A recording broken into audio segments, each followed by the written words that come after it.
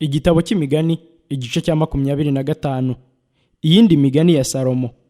Iyi nayo ni imigani ya Salomo yimuwe yandikwa n'abagaragu ba Hezekiya umwami w'Ubuyuda. Icyubahisha Imana ni uko ikinga ibintu, ariko abami bo bubahishwa no kubigenzura. Uko ijuru riri hejuru cyane n'isi igera ikuzimu, niko n'imitima y'abami itamenyekana. Kura inkamba mu ifeza, maze hazavamo icyuma gihabwa umusenyi.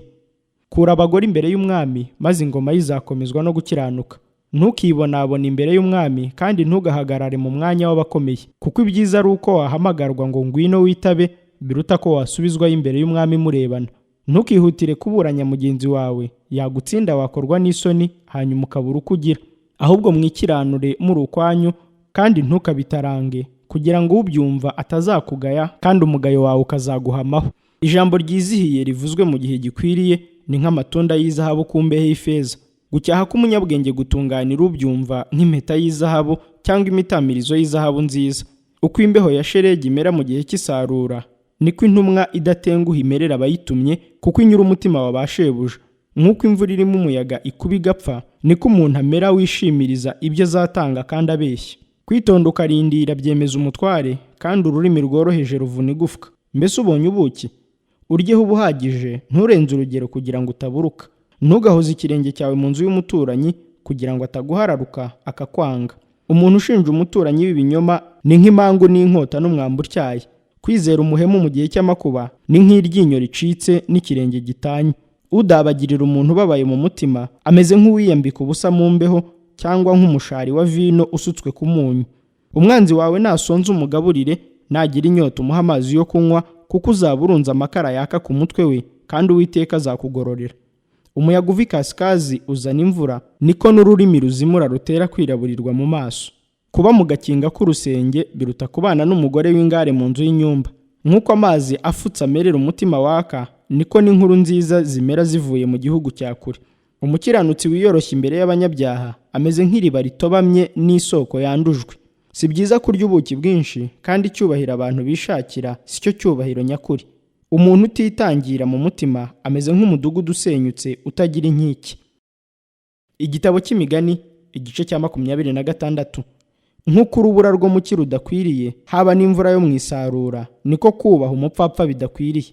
Nk'uko igishwi kijarajara n'intashyi uko iguruka, niko n'umuvumo w'ubusa utagira uwo ufataho. Ikiboko gikwiriye ifarashi, icyuma mu kanwa gikwiriye indogobe, n'inkoni nayo ikwiriye ibitugu by'abapfapfa. Ntusubize umupfapfa ibihwanye n'ubupfapfa bwe, kugira ngo udasa nawe. Subiza umupfapfa ibikwiriye ubupfapfa bwe, ye kwirata ko ari umunyabwenge. Utuma umupfapfa aba yivunnye amaguru, akaba yihaye gupfirwa. Nk'uko amaguru y'ikimuga agenda ajegajega, niko umugani umera mu kanwa k'umupfapfa. Guha umupfapfa icyubahiro ni nko kujugunya isaho y'utubuyenge tw'igiciro kinini ku kirundo cy'amabuye. Nk'uko ihwa rihanda mu kiganza cy'umusinzi, niko umugani uciwe n'abapfapfa uvugwa. Ugurira umupfapfa cyangwa umuhisi ameze nk'umurashi ukomeretsa abantu bose. Nk'uko imbwa isubira ku birutsi byayo, niko umupfapfa asubira ku bupfapfa bwe. Mbese wabonye umuntu wiyogeza ko ari umunyabwenge? Wapfa kwemera umupfapfa kumurutisha uwo? Umunyabute arahwaganya ati, mu nzira hari intare, ni ukuri iri mu nzira nyabagendwa. Nk'uko urugi ruhindukira ku mapata yarwo, niko umunyabute agaragurika ku buriri bwe. Umunyabute akora ku mbehe akananirwa kwitamika.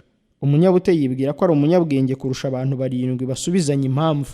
Umugenzi urakazwa n'intonganya zitamwerekeyeho ameze nk'ufashe imbwa amatwi. Nk'uko umusazi arasa imyambi iriho amafumba bikazana urupfu, niko umuntu ameze ushukisha umuturanyi w'amashyengo ati nagukinishaga. Iyo inkwi zibuze umuriro urashira, aho inzimuzi zitari intonganya zirashira. Nk'uko amakara acwekera bakongeraho andi, cyangwa inkwi zishyirwa ku muriro, niko ukunda intonganya acana impaka.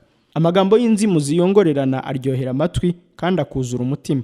Ururimi ruvuga urukundo ruvanze n'umutima mubi ni nk'ikibindi gihomeshejwe inkamba z'ifeza. Uwangana ahorana amagambo ashukana, ariko mu mutima we abitsemo uburyarya. Nagira imvugo nziza ntukamwizere, kuko mu mutima we harimo ibizira 7. Naho urwango rwe yaruhisha ku buryarya, ububi bwe buzagaragarira imbere y'iteraniro. Ucukura urwobo azarugwamo, kandi uhirika ibuye rizamubirindukana. Ururimi rubeshya rwanga abo rwakomerekeje, kandi akanwa gashyeshya kararimbura. Igitabo cy'imigani igice cya 27. Ntukiratane iby'ejo, kuko utazi icyo uwo munsi uzacyana. Aho kwishima washimwa n'undi ndetse n'umushyitsi, ariko atari ururimi rwawe wishimisha. ibuye riraremereye, umusenyi ni umutwaro, ariko uburakari bw'umupfapfa burusha byombi kuremera. Uburakari butera urugomo, kandi umujinya umeze nk'isuri. Ariko ninde washobora kwihanganira ishyari? Guhanirwa ku mugaragaro kuruta urukundo rudaseruka. Ibikomere by'umukunzi bizanwa n'ukuri, ariko umwanzi asomana akabya. Uwijuse akandagira mu buki, ariko inda ishonje ikirura cyose kirayiryohera. Uko inyoni iguruka igasiga icyari cyayo, niko umuntu ameze urorongotana agati iwabo.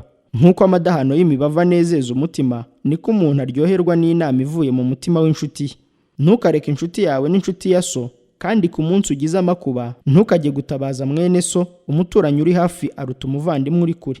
Mwana wanjye, gira ubwenge kandi unezeze umutima wanjye, kugira ngo mbone uko nsubiza untutse. Umunyamakenga iyo abonye ibibi bije arabyikinga, ariko umuswa arakomeza akabijyamo akababazwa nabyo. Uwishingiye umushyitsi umwaka umwambaro weho ingwate, uwishingiye umugore w'inzaduka umenye ko ari inshingano. Uzinduka kare cyane akajya gushima inshuti ye asakuza, bimubera nk'umuvumo.